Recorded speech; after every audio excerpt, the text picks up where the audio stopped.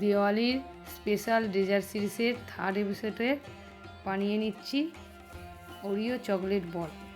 তার জন্য নিয়ে নিয়েছি ওরিও বিস্কুট, দুধ, ডার্ক চকলেট আর কিশমিশ।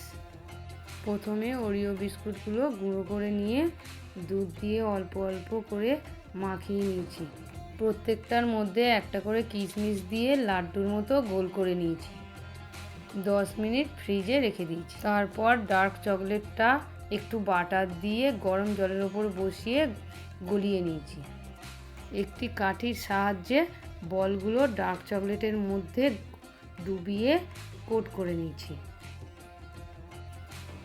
আর 2 মিনিট ফ্রিজে রেখে ওর ওপর হোয়াইট চকলেট দিয়ে সার্ভ করুন ওরিও চকলেট বল।